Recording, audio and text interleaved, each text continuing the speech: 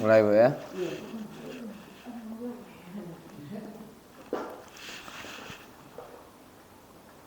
Bismillahirrahmanirrahim. Assalamualaikum warahmatullahi wabarakatuh. Waalaikumsalam warahmatullahi wabarakatuh.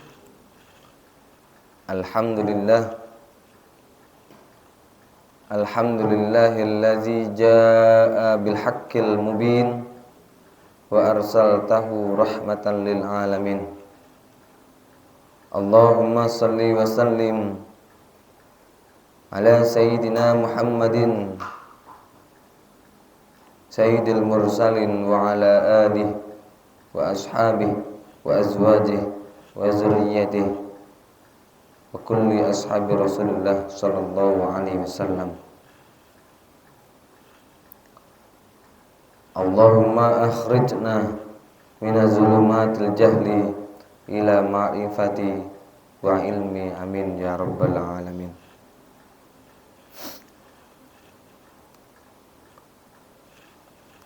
Hari ini tepat hari Minggu menjelang peringatan Maulid Nabi Muhammad sallallahu alaihi wasallam.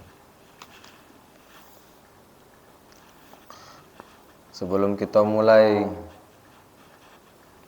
membaca kitab Al-Qurbah, kita awali dulu dengan zikir pendek.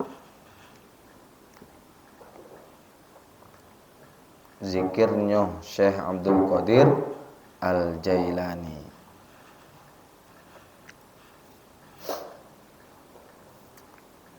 La ilaha illallah, la ilaha illallah, la ilaha illallah, Muhammadur Rasulullah. Jawab. La ilaha La ilaha illallah, la ilaha illallah, Muhammadur Rasulullah. Ibadallah, rijalallah, aghisuna li ajlillah wa kunu aunana lillah, asa nahdha bi fadlillah. La ilaha illallah, la ilaha illallah, la ilaha illallah, Muhammadur Rasulullah. Wa ya aqtab wa ya anjab wa ya sadat wa ya ahbab wa antum ya ulil albab, ta'alaw wansuru lillah. La ilaha illallah, la ilaha illallah, la ilaha illallah, Muhammadur Rasulullah. La ilaha illallah, la ilaha illallah,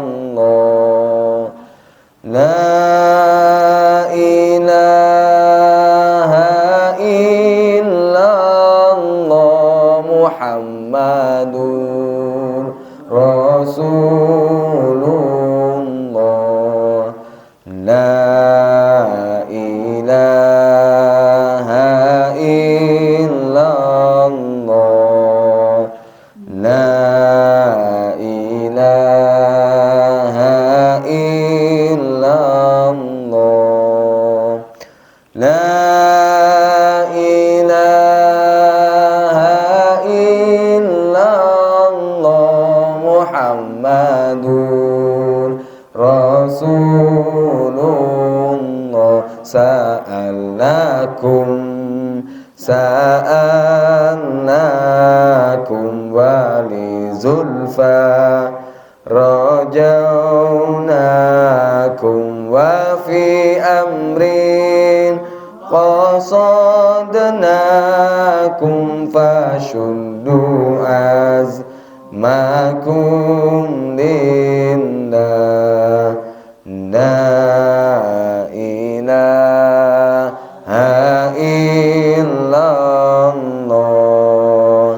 la ilaha illallah la ilaha illallah Muhammadur Rasulullah fa ya Rabbi bisa titahaqqaq li isyarati asatati bisyarati wa yashfu waqtuna lillah la ilaha illallah la ilaha illallah la ilaha illallah Muhammadur Rasulullah Allahu Allah Allah Allahu Allah Allah Allahu Allah Allah Muhammadur Rasulullah Allahu Allah Allah Allahu Allah Allah Allahu Allah Allah Muhammadur Rasulullah bikashfil hujbi an aini wa raf'il baini min baini wa tamsil kaifi wal aini binuril wajhi ya Allah Allahu Allah Allah Allahu Allah Allah Allahu Allah Allah Muhammadur Rasulullah salatullahi maulana ala man bil huda jana wa man bil haqqi aulana syafi'il khalqi indallah Allahu Allah Allah Allahu Allah Allah Allahu Allah Allah Muhammadur Rasulullah Muhammadur Rasulullah sallallahu alaihi wasallam.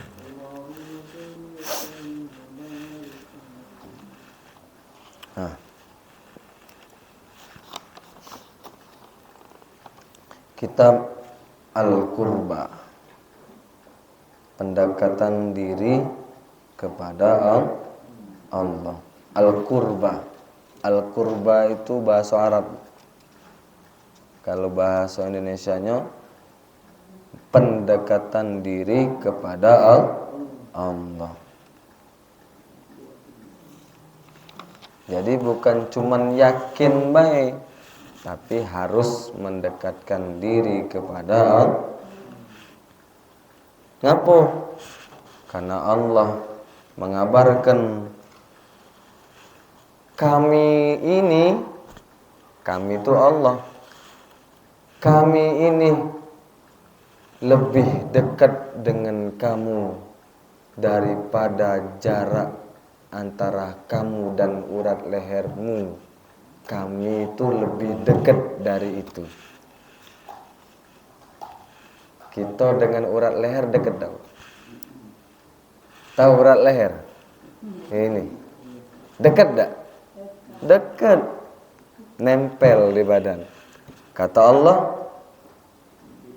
aku lebih dekat dari urat lehermu. Apa artinya? Bahwa aku di situ bukti bahwa Allah itu ada, ya laki kita. Bukan berarti Allah itu ada di badan, bukan. Tapi tanda bahwa Allah itu ada, tampak jelas ada di badan. Iyalah. Badan buatan Allah. Nikmat yang ada di badan punya kita apa punya Allah? Kalau kita punya nikmat sehat, berarti kita selamanya pun pasti sehat. Tapi nyatanya apa? Dulu sehat, sekarang lah mulai sakit-sakitan. Berarti nikmat sehat itu bukan punya kita. Mata. Kalau memang mata ini punya kita, dari kita mau hidup sampai kita dipendam dalam tanah, sudah pasti mata ini masih dapat melihat. Tapi nyatanya apa? Belum dipendam dalam tanah pun mata ini sudah kurang jelas penglihatannya. Berarti tandanya bahwa mata ini bukan punya kita, tapi punya Allah.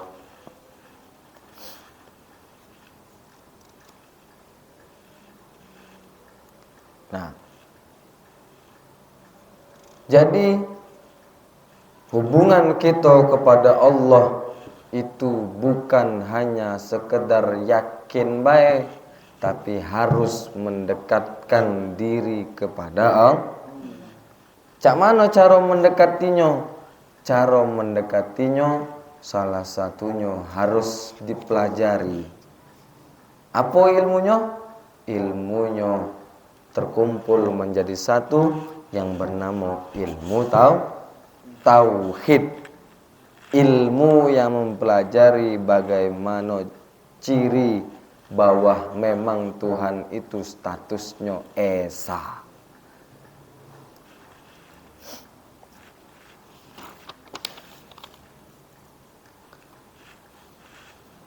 Sudah barang tentu ilmu tauhid ini sumbernya daripada baginda Rasulullah sallallahu alaihi wasallam.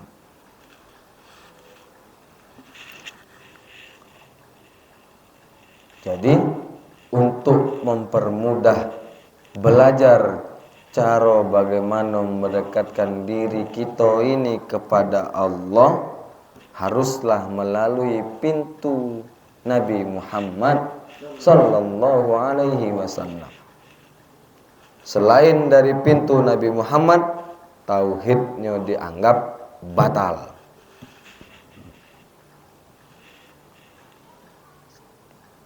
Misal, kita percaya bahwa Allah itu ada,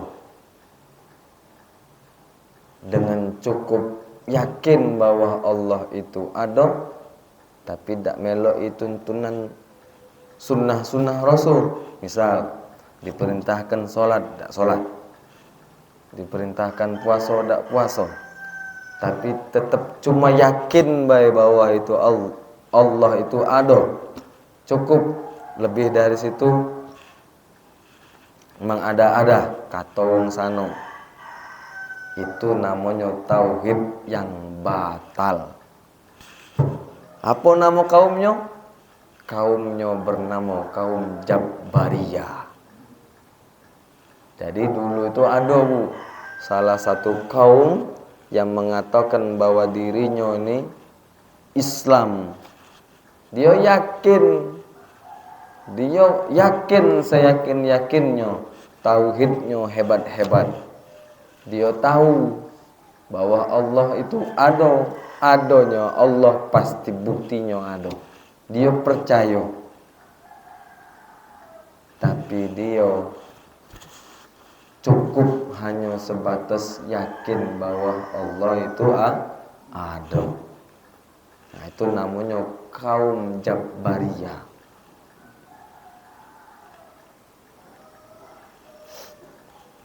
Sebaliknya, ada yang cuman ibadah baik, sholat,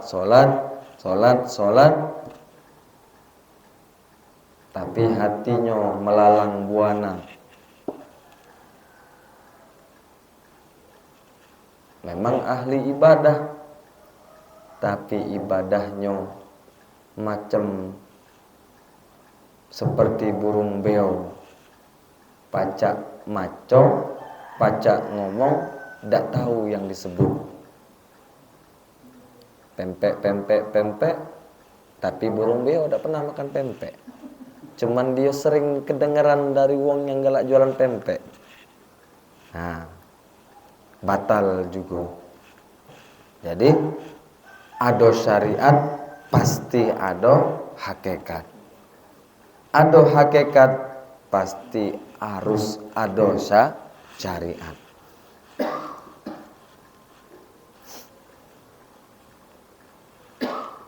Kalau misalkan kita kenal dengan seseorang, cuman tahu dengan namanya, tapi mukanya tidak tahu. Mencari, dia nyebut namanya, tidak tahu nyawongnya ada di depan mata. Ujang. Si Ujangnya tersenyum, ngapa? Wah, wong ni nyebut nama aku tapi tidak tahu dengan muka. Nah. Balik mana Ujang itu? Nah, kan? Padahal dia itulah namanya Ujang. Jadi harus komplit. Nah, dulu kita keduluan belajar ilmu ibadahnya, keduluan belajar ilmu fikihnya, tuntunan syariat, cara ibadat langsung. Tapi kita sedikit melewati. Mungkin dulu belajar ilmu dasarnya. Ilmu tauhid itu ilmu dasar. Memang dulu belajar, tapi karena dulu itu cuman pembahasannya tidak terlalu detail, cuman yakin baik iman itu ada 6, rukun Islam itu ada 5, ya kan? Akhirnya pinter ibadah tapi tidak tahu yang disembah. Nah, di dalam kitab pendekatan diri kepada Allah karangan Kiai Haji Muhammad Zain Sukri inilah beliau rangkai secara terperinci, singkat, ringkas dan jelas. Kata beliau, untuk meningkatkan dan membangun iman di dalam hati diperlukan suatu sistem pelajaran tauhid yang baik,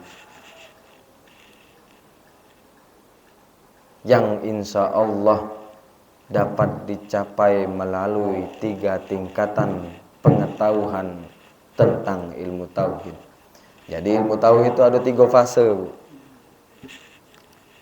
Fase yang pertama, tingkat yang pertama, yakni mengenal akan sifat-sifat Allah.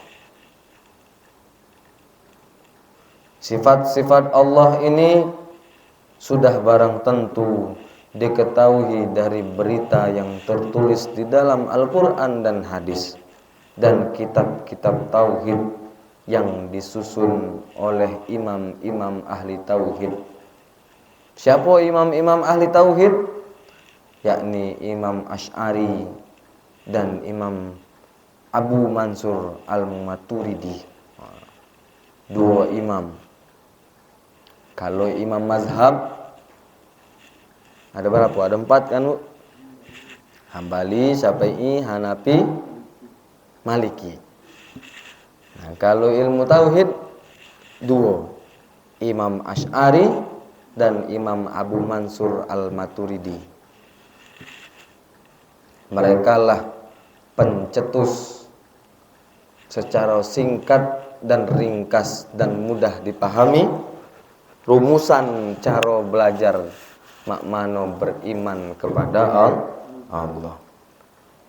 Jadi tingkat pertama itu harus mengenal sifat-sifat Allah, kenali sifat-sifat Allah. Yang dulu pernah kita hafal itu bahwa sifat Allah itu ada 20. Mak mana bunyinya? Wujud, qidam, baqa, mukhallafatul lil hawadisi, qiyamuhu binafsihi, wahdaniyat, qudrat, iradat, ilmun, hayat, sama, basar, kalam, qadiran, muridan, aliman, hayyan, sami'an, basiran, mutakalliman. Nah, itu sifat-sifat Allah. Kalau dulu lemah, masih tidak asing dengan pelajaran sifat 20. Tapi kalau sekarang asing. Lihatlah anak-anak, budak-budak zaman sekarang. Kalau dulu sebelum masuk sekolah SD, lagu sifat 20 itu sudah dihafal. Ngapa? Karena sering didengar. Itu sering dinyanyi-nyanyikan. Kakak-kakak dulu yang duluan ngaji, karena sudah hafal, mereka kumpul bareng-bareng, dinyanyi-nyanyikan. Jadi kami yang baru masuk tuh mulai sudah tidak asing lagi dengan sifat 20. Belum masuk SD. Karena zaman itu memang tiada lain. Yang tukang ngajar ngaji pun pertama kali yang diajari pasti disuruh hafal sifat 20.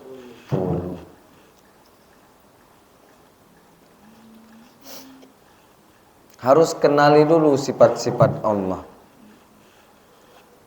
Nah, tingkat yang kedua, yakni haruslah ada pertalian sifat Allah dengan alam. Jadi sifat Allah yang sudah kita ketahui tadi, yang wujud, qidam, baqa tadi, sampai 20, itu harus dikoneksikan, harus ada dipertalikan dengan alam. Contoh, wujud. Wujud itu artinya ada. Allah itu ada. Yang lain daripada Allah tidak ada. Kita baru-baru inilah ada, apa memang dari dulu ada? Baru. Setelah dilahirkan baru ada. Ya kan, Bu? Sebelum dilahirkan kemana? Tidak tahu. Nah, dulunya tidak ada, sekarang ada. Nah, itulah makhluk. Contoh macam cak kita nanam batang pisang. Dulu di samping rumah ada katik batang pisang. Setelah kita tanam baru tumbuh pisang. Nah, itulah kita. Kalau bukan Allah yang nyiptakan, tidak mungkin kita ada. Jadi Allah itu ada, yang lain daripada Allah tidak ada.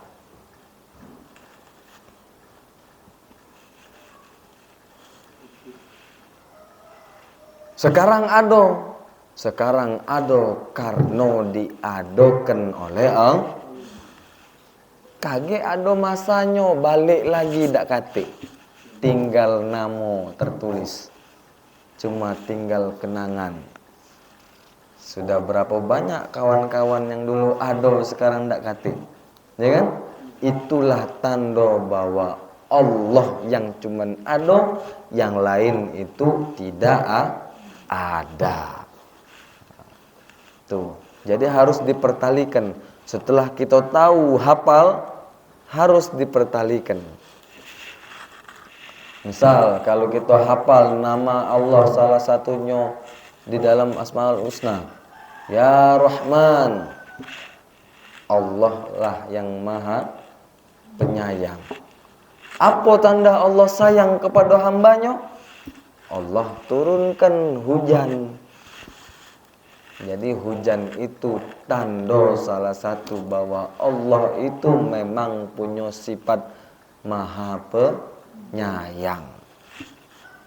Ya. Nah, itu harus ada pertalian antara sifat Allah dengan alam.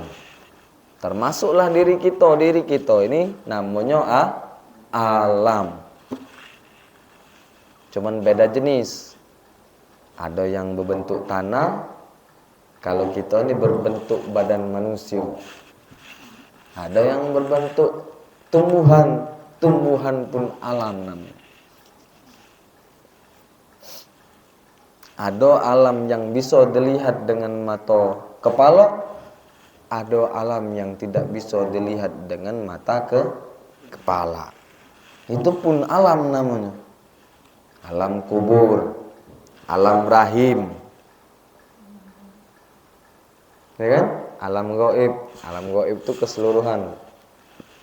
Alam rahim, alam kubur, setelah dikubur dibangkitkan, itu namanya alam barzah. Sebelum alam rahim, alam ruh namanya. Jadi sebelum kita masuk ditiupkan Allah di dalam perut seorang ibu, kita berkumpul di suatu alam namanya alam ruh. Di mana di situ seluruh tugasnya cuman berzikir, nyebut, mengesahkan Allah. Nah, apapun yang terjadi di bumi ini replay, perulangan kita dulu waktu di alam ruh.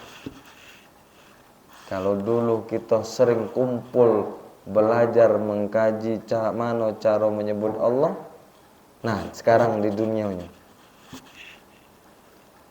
Kalau kita selama di dunia ini sering kumpul majelis-majelis taklim, majelis-majelis sholawat, majelis-majelis maulid, nah itulah dulu kita. Dulu kita sering kumpul nyebut-nyebut nama Allah, nyebut-nyebut bersolawat kepada Rasul.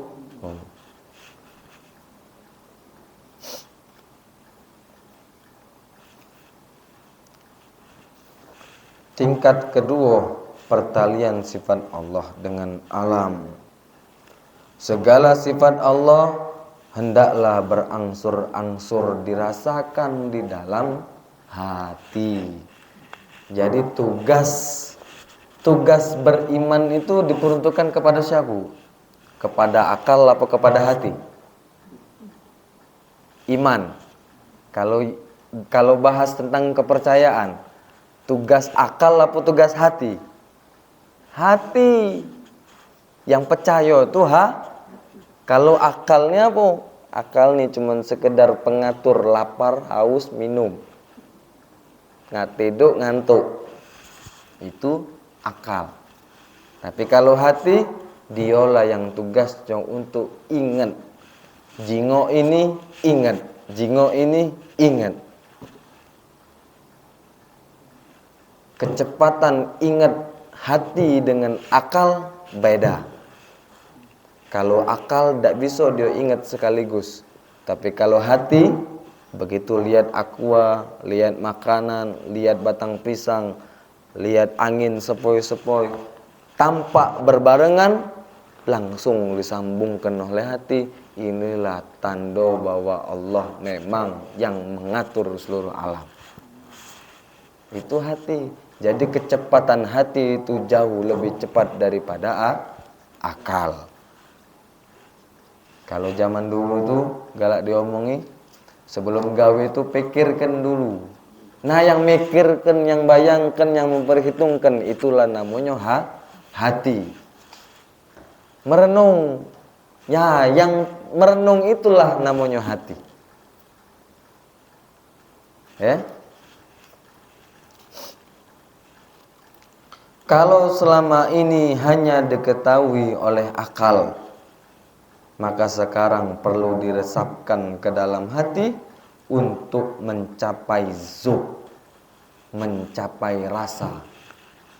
Kalau kemarin kita cuma hafal nama-nama Allah, sifat-sifat Allah, nah sekarang mulailah tahu namanya, tahu sifatnya, saksikan kepada alam. Apa sih bukti bahwa Allah itu memang maha kuasa? Nah, yang nyaksikan apa? Mata hati yang dapat melihat, hati yang pacak memandang. Begitu Allah datangkan kejadian, hati langsung menyambungkan. Begitu datang bala, dak pacak yang bisa nolaknya, karena yang datangkan terima dak diterima bala tetap datang. Sakit diterima dak diterima badan tetap sakit. Dak diterima sakit tetap jadi, diterima badan memang lagi sakit tapi hatinya selamat. Nah, itu beda orang-orang yang kalau hatinya sudah hidup, dia tidak lagi ngerasakan serba salah. Ciri-ciri pertama sekali wong yang hatinya sudah hidup, nak dalam keadaan baik ataupun dalam keadaan yang sedang susah, hatinya tidak pernah serba salah. Paham? Lagi sehat, hatinya gembira. Lagi sakit, hatinya pun gembira. Gembira ngapo? Saat sehat, dia merasakan betapa indahnya nikmat sehat yang sedang Allah lengkapi di badan. Saat sakit, tidak sedih dia, malah seneng. Ngapo? Karena nikmat sehat itu Allah yang datangkan, nikmat sakit pun Allah yang datangkan. Kondisinya sama. Nak sehat, nak sedang sakit sama. Karena tugas kita ini cuma nerimo, menyukuri, dan hanya menyandarkan diri kepada katik lain daripada itu. Terima dulu. Sakit datang, terima dulu. Balak datang, terima dulu. Terima tak terima, balak pasti datang. Ya kan? Kata yang sebutlah bu, doa tolak balak itu 1000 kali, masih itulah datang balak. Ya kan? Nah, sakit, bacalah doa sehat itu 1000 kali. Kalau ji Tuhan masih sakit itulah. Jadi apapun yang terjadi, datang sambut, terima. Karena ngapa? Kita makhluk tidak punya daya. Yang punya daya upaya cuman jadi didatangkan ataupun tidak didatangkan harus posisi terima. Karena kalau tidak diterima tetap datang, diterima. Nah, lemaklah kita terima.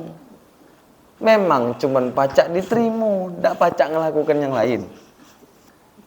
Nah, misal lalamu menjalani hubungan rumah tangga tapi tidak dikaruniain, harus diterima.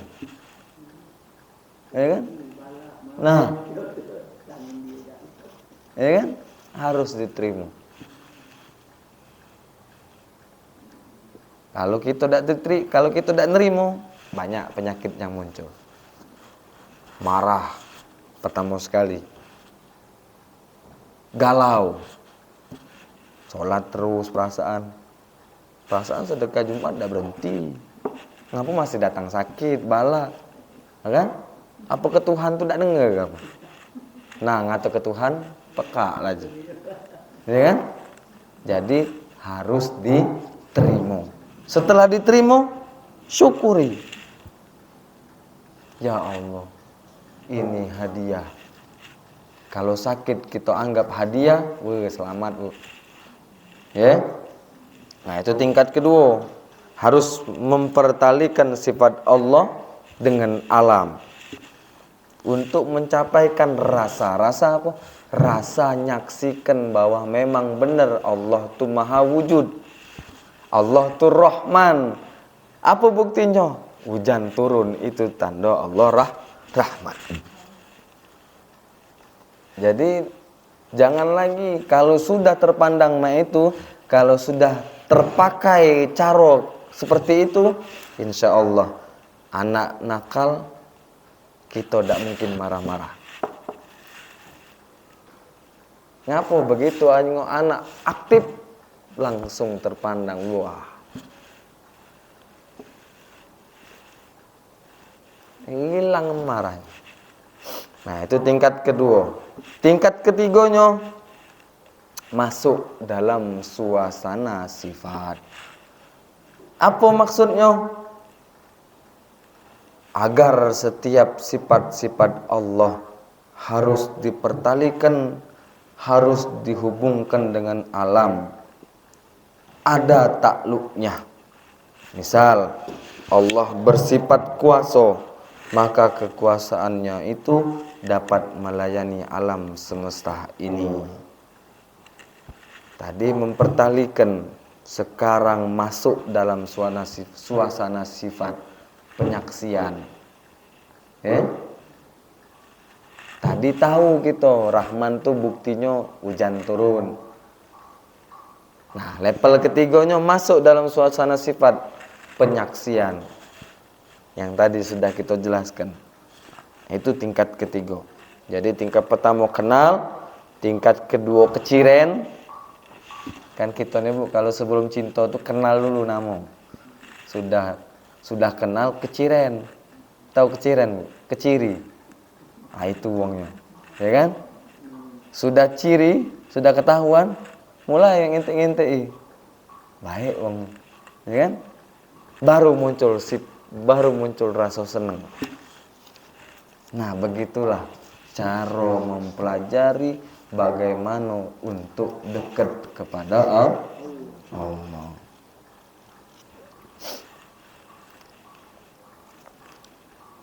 Tiga tahapan tadi harus dilalui. Tidak boleh dilompat-lompat, harus bertahap. Nah, selanjutnya masuk pada susunan sifat-sifat Allah dan penjelasan. Penjelasan tentang apa sih sifat 20 yang barusan kita sebut, yang kita nyanyikan tadi. Sifat 20 itu dibagi oleh Abazen menjadi 4 kategori.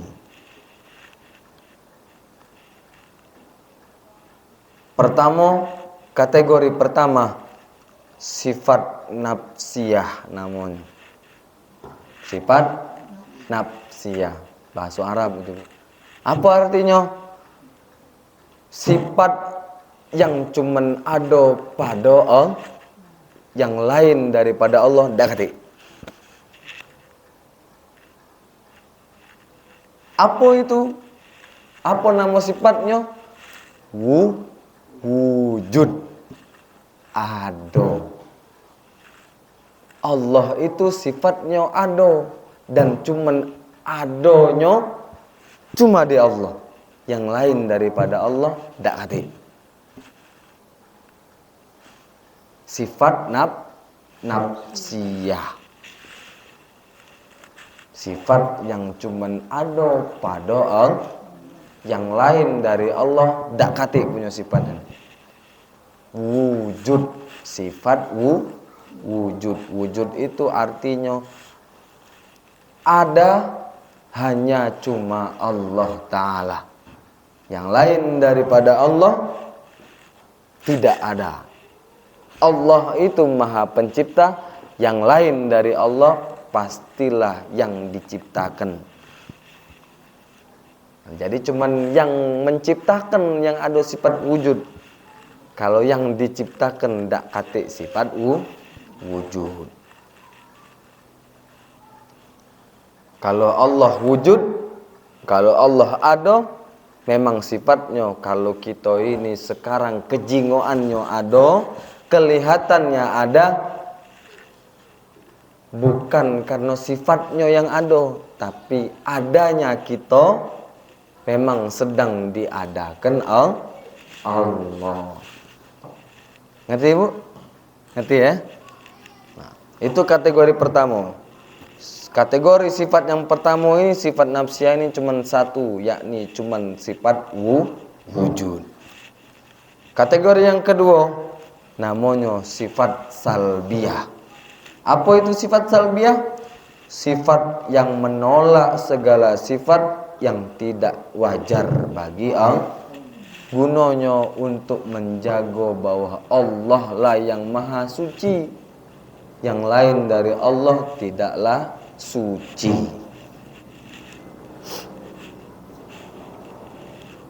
Sifat salbiyah ini ada 5. Apa? Yang pertama, qidam.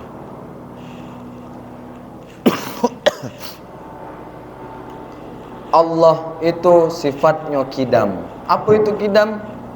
Qidam itu adalah Allah tidaklah berpermulaan, atau Allah itu sifatnya maha terdahulu. Allah itu tidak berawal dan tidak juga berakhir.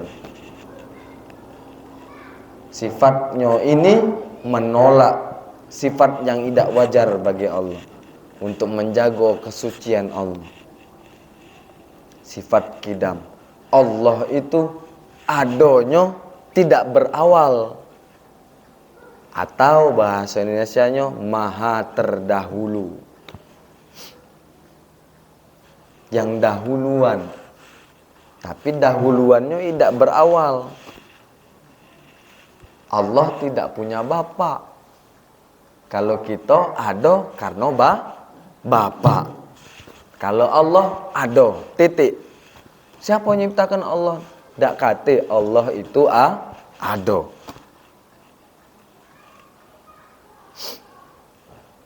Sifat yang kedua, baqo. Bahwa Allah itu kekal, tidaklah rusak, binasa. Allah itu kekal. Dunia kiamat Allah tetap ada. Sebelum dunia ini ada, Allah sudah ada. Bahkan dalam suatu riwayat disebutkan, sebelum dunia ini ada makhluk namanya Nur Muhammad. Melalui Nur Muhammad inilah Allah ciptakan seluruh alam. Allah ada. Allah memazharkan keadaannya, yakni berupa nur. Nurnya siapa? Nurnya bernama Ahmad. Nurnya baginda Nabi Muhammad sallallahu alaihi wasallam. Makanya dalam suatu riwayat Nabi pernah bercerita, aku telah menjadi nabi sebelum Adam menjadi nabi. Jadi Rasulullah itu lahirnya buncitan, tapi dia ada sebelum Adam diciptakan. Dialah nabi penghulu segala nabi. Dialah Rasul, seorang utusan penghulu dari seluruh utusan.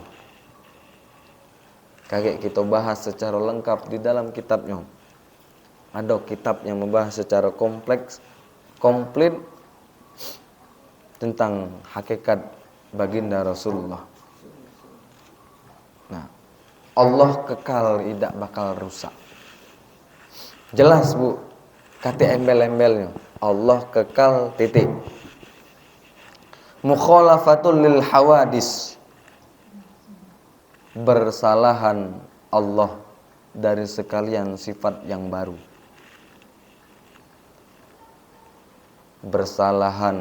Bersalah-salahan Allah dari sekalian sifat yang baru. Mukhalafatul lil hawadis. Tidak bisa diumpamakan dengan makhluk. Kalau misalkan kita bahas bahwa Allah itu maha melihat, cara melihatnya Allah itu bukan seperti kita. Makanya sifatnya berlainan dengan makhluk. Allah itu besar, maha besar misalnya. Besar bagi kita berukuran. Tapi kalau maha besar bagi Allah, ukurannya tidak seperti ukuran yang ada di benak kita. Itulah Allah punya sifat berlainan daripada makhluk. Qiyamuhu ta'ala binafsih. Allah berdiri sendiri, dak katik rewang.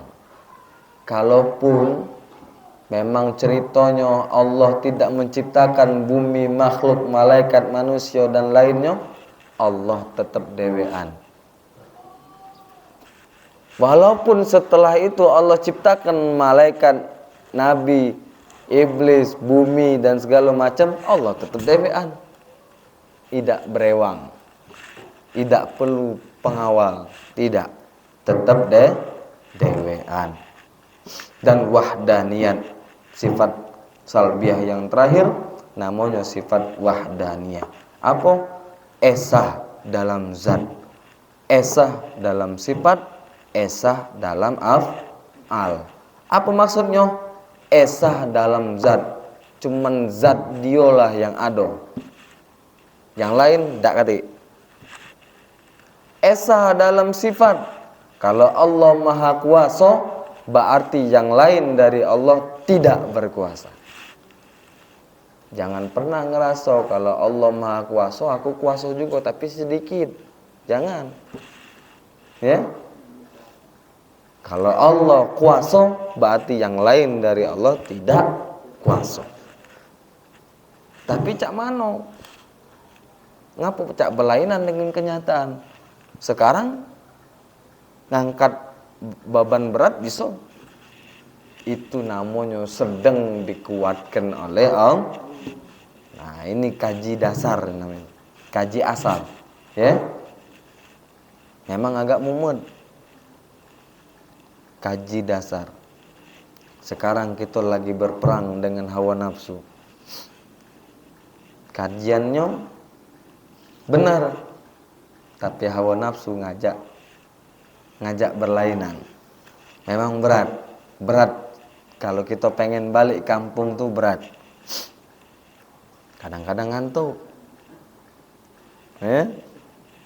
Kadang-kadang badannya di sini, pikirannya di sana. Memang itulah perjuangan cara kita untuk menyiapkan bekal mudik. Kita ni mudik, kita ni lagi merantau, kagak bakal mudik. Nah, kalau wong mudik itu harus bawa bekal. Iya, kalau dak bawa bekal, dak nyampe balik.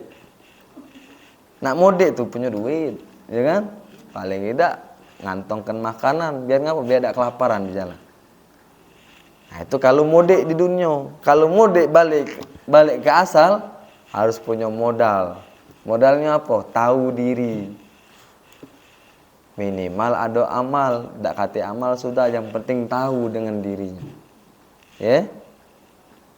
Tugas kita di dunia ini bukan mencari amal sebanyak-banyak, tapi harus menyadarkan lagi bahwa kita ini statusnya hamba. Percuma banyak amal, tapi kalau kita belum sadar, katik jaminan amal banyak bakal dimasukkan ke dalam surga. Jelaskan di dalam Al-Quran, wong sholat disuruh masuk neraka. Ngapo? Karena lalai. Jadi sholatnya percuma.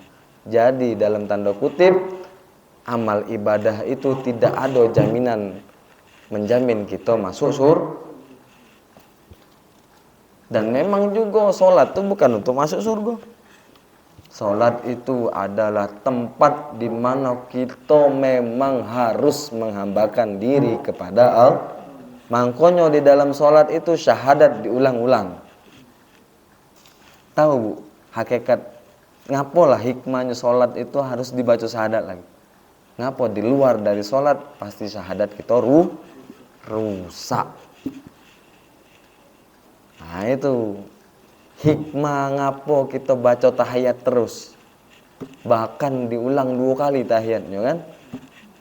Ngapo? Untuk nyadari kalau bukan karena sholat pasti syahadat kita pasti rusak. Oh jangan main-main. Bukan berarti yang pacak ngomong ini tidak pernah rusak. Oh malah lebih parah Bu rusaknya. Ya. Jadi kita nih sedang sama-sama berjuang balik cara kenal. Jadi bareng-bareng. Kalau bareng-bareng semangat. Kalau dewean, nah, banyaklah tersesatnya. Jadi harus bareng-bareng. Nah itu tadi sifat salbiah. Yang terakhir. Jam berapa sekarang Bu? 5 kurang ya. Yang terakhir sifat ma'ani. Apa itu sifat ma'ani? Sifat yang pasti ada, ia berdiri pada zat ta'ala sendiri. Dan dia cuman ada pada Allah. Ma'ani. Sifat ini cuma Allah yang punya. Yang lain dari Allah tak kate. Apa? Kudrot. Kalau tadi kidam, sekarang kudrot. Kudrot Allah lah yang kuasa. Yang lain dari Allah tidak kuasa. Allah lah yang mempunyai kekuatan. Yang lain daripada Allah tidak memiliki kekuatan. Makanya Nabi menyatakan dirinya, sesungguhnya seluruh manusia itu tidaklah dijamin masuk ke dalam surga. Dijawab sama sahabat, tidakkah engkau juga wahai Rasulullah? Ya, saya pun juga tidak ada jaminan masuk ke dalam surga kecuali masuk karena Allah ridho pada kita. Nah, Nabi pun menyatakan di dalam hadisnya, dalam perkataannya, aku baik yang statusnya sebagai Rasul tidak kate jaminan bakal masuk surga kalau bukan karena Allah ridho. Jadi jelas tuntut dulu cak mano caranya bahwa Allah itu bisa ridho kepada kita. Allah ridho sudah pasti adabnya kita dulu yang kenal kepada Allah, baru Allah ridho. Irodat, sifat yang kedua dalam sifat ma'ani, yakni sifat irodat. Irodat menentukan. Allah lah yang menentukan segala sesuatu. Yang lain daripada Allah tidak bisa menentukan. Cak mana Ustaz? Kita disuruh doa terus. Uji wong kalau tidak berdoa sombong. Ya kan? Iya. Minta itu memang adab seorang hamba. Tapi yang menentukan hak petonya Allah. Ustaz, uji wong tuh boleh berdoa, tapi harus ikhtiar juga. Iya, memang harus ikhtiar. Sekuat-kuatnya kita berikhtiar, tetap nunggu penentuan Allah. Contoh, ibu-ibu yang nak melahirkan, ya kan? Disuruh wong ngamalkan baca doa Nabi Nuh atau tak baca doa Nabi Ibrahim. La ilaha illa anta subhanaka inni kuntum minaz zalimin. Biar ngapo? Biar lahirnya mudah. Itu doanya. Ikhtiarnya apa? Coba pagi-pagi jalan. Rajin-rajin cuci piring. Ujinya. Jangan sering-sering minum banyu es. Itu ikhtiarnya kan? Memang itu adabnya. Pengetahuan tentang cara ikhtiar itu pun datangnya dari Allah. Kaki ada di dalam kitab ini perbedaan antara ikhtiar dengan doa. Kayak di sini. Di sini dikasih keluhnya. Ikhtiar dengan doa itu sumbernya cuma satu. Apa? Bermula dari lintasan yang Allah datangkan di dalam hati kita. Misal, lagi susah, terlintas, baca doain. Lintasan itulah tolongan dari Allah. Doa yang kita baca itulah ikhtiar namanya. Nah, doa itu pun sumbernya dari Allah. Jadi tetap satu. Sekarang kalau misalkan ditanya, rezeki itu didatangkan apa dijemput? Jawabnya apa? Ibu, rezeki didatangkan apa dijemput? Yakin dijemput? Hah? Didatangkan apa dijemput?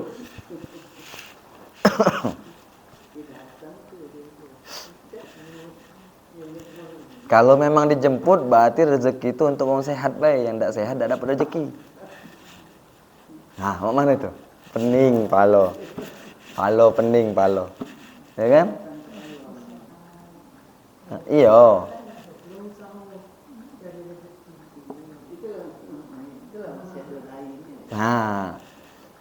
Nah, itulah praktek ilmu tauhid yang sebenarnya. Contoh kecil di dalam rezeki. Kalau memang rezeki itu nyatonya harus dijemput, berarti yang tidak menjemput rezeki tidak dapat rezekinya. Misal rezeki duit misal. Ujuang kalau tidak begawe tidak dapat duit. Tapi ya ada orang yang cuma duduk dapat duit, Bu. Ya kan? Ada kan? Tidak, ini bukan berarti dalil raju bermalas-malasan, bukan. Ini cara praktek keyakinan. Ya? Rezeki itu pada dasarnya didatangkan oleh Allah. Kalau tidak didatangkan, carilah kemana-mana, tidak temu tuh lagu. Iya. Makanya benar, rezeki itu tidak bakal. Nah, lagu cicak-cicak di dinding. Lagu cicak ding-ding-ding itu, itulah lagunya wong ahli tauhid. Cicak-cicak di dinding, diam-diam merayap. Cuma merayap gawe dia. Datang seekor nyamuk, nyamuk bersayap. Dia pacak terbang kemana-mana, ya kan? Cicak tak pacak terbang. Cicak itu begitu lepas kaki nyampak debek, ya kan? Dia paling tinggi pucuk gedek, pucuk apa? Bobongan, apa bobongan? Atap. Nyamuk bisa dari jendela ini ke jendela itu, dari kamar ini pindah ke kamar itu, bersayap kan? Tapi apa? Datang seekor nyamuk, hap, lalu ditangkap.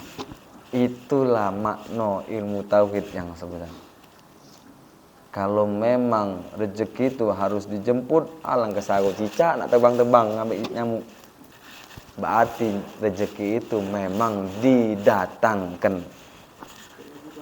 Lintasan kita pengen begawe, keluar dari rumah cari gawean, itu pun sumbernya datang dari Allah. Itu pun rezeki namanya, Bu. Jadi pada dasarnya hakikat keseluruhan rezeki yang ada di badan, sehat, lintasan baik, lintasan jahat, itu sumbernya satu, datang dari Allah. Rezeki yang zahir, duit, makanan segala macam, itu pun memang Allah yang datang. Pegang itu dengan gigi geraham, jangan berubah lagi. Jangan berubah lagi. Ya. Ganapilah cicak itu. Kalau memang rezeki harus dijemput, cak mana kabar cicak. Ya. Nah, dari situ ya, Bu. Siap-siap pening, ya. Ya. Itu praktek cara bertauhid. Nah. Jadilah dulu. Sudah banyak kan? Kaget mabuk, ya, Memang ngaji tauhid itu berat, Bu. Berat ngapa? Banyak musuhnya. Pertama sekali musuh paling besar itu yang ada di dalam diri yang selama ini kita pelihara. Siapa? Hawa nafsu. Oh, besar perjuangannya, Bu. Dari rumah tadi pasti banyak komat kamitnya. Cucung lah nangis, ya kan? Sebelum berangkat dari kamar, aduh, capek nih badan lagi nih. Ngapa nak ngaji hari ini kan? Ya kan? Nah, itu namanya perjuangan. Memang berat. Tapi hasilnya insya Allah menjadi bekal kita selama hidup. Mudah-mudahan bekalnya pacak dibawa balik. Biarpun sedikit, tapi kalau kita genggam, kita pegang, ditumbur, nak ditumbuk, digepuk, nak goyang, awas, hati-hati. Sama kita macam Cak Bilal bin Rabah. Bilal itu ditindih batu besar, dijemur di tengah panas matahari. Apa kata majikannya? Akui bahwa berhala-berhala yang di Mekah itulah Tuhan. Allahul Ahad, Allahul Ahad, kata Bilal. Allah lah yang Maha Esa, Allah lah. Itu Bilal. Bilal itu budak, Bu. Bukan budak Palembang, tapi budak di situ, pembantu. Budak, bukan budak Palembang. Kalau budak Palembang lain, pintar kalau budak Palembang ya. Nah, jadi itulah sedikit, walaupun kita wong dikit, tapi tetap semangat, insya Allah. Ya, memang benar. Dari sekian banyak itu, apa kata Nabi? Nanti di akhir zaman umat muslim itu banyak, tapi bagaikan buih di tepi pantai. Banyak, tapi mudah hancur. Makanya doa Nabi, ya Allah masukkan aku pada golongan orang-orang yang sedikit. Siapa itu orang yang sedikit? Orang-orang yang terpilih. Kalau dulu Islam datangnya asing, nanti di akhir zaman kembali asing. Sebelum kembali asing inilah harus kita persiapkan. Kan Nabi ngasih tahu, nanti apabila Dajjal keluar, ikatlah ibumu, saudara perempuanmu, istri-istrimu, anak-anakmu, ikatlah di dinding rumah, di tiang rumah-rumah dengan kokoh. Maksudnya apa? Peganglah keyakinanmu sekuat-kuatnya, jangan sampai goyah. Ya, hebat, Bu. Sekarang Dajjalnya belum metu, tapi jingoklah di luar situ apa yang jadi. Sekarang kalau dulu nak berjalan kemana-mana pakai kaki inilah. Kalau sekarang tidak. Isra Mi'rajnya Nabi zaman itu sekarang dipraktekkan di dunia kita. Nabi berjalan dari Mekah ke Masjidil Aqsa semalam kan? Nah, uang berangkat haji malah lebih jauh lagi dari Indonesia ke sana kan? Seberapa jauh itu? Tembus. Tidak nyampe, tidak lewat semalaman. Ya kan? Hebat kan? Inilah keberkahan hidup di akhir zaman, karena sudah janji Allah, nanti di akhir zaman semuanya Allah bukakan kemudahan. Ya, inilah pesawat itu termasuk. Kalau wong masih tidak percaya zaman itu, zaman Isra Mi'raj itu masih tidak percaya. Nah sekarang ngapa dia tidak percaya? Ngapa dia percaya bahwa kita bisa berjalan dari sini ke sana cuma berapa menit kan? Nah jadilah dulu, ya. Mudah-mudahan Allah semangatkan hati kita, Allah mempermudah langkah hati kita, Allah mudahkan lembutkan hati kita, Allah lengketkan ingatan tentang apa cak mano cara mendekatkan diri kepada Allah. Amin ya rabbal alamin. Kita tutup dengan doa. A'udzubillahi minasyaitonirrajim. Bismillahirrahmanirrahim. Alhamdulillahirabbil alamin. Allahumma adina hidayatal muhtadin. Allahumma adina hidayatal muttaqin. Allahumma adina hidayatas sabirin. Allahumma adina hidayatal mustaghfirin wat taibin birahmatika ya arhamar rahimin. Ilahi ya karim faghfir dhunubana bijahil mustafa farrij alaina ilahi ya karim dhunubana bijahil mustafa farrij alaina wa salli ala rasul lika kulla hinin Muhammadin nabi zakil amina ilahi ya karim faghfir dhunubana bijahil mustafa farrij alaina sallallahu rabbuna ala nuril mubin Ahmad ya Mustafa ya sayyidal mursalin wa ala alihi wa sahbihi ajmain sallallahu rabbuna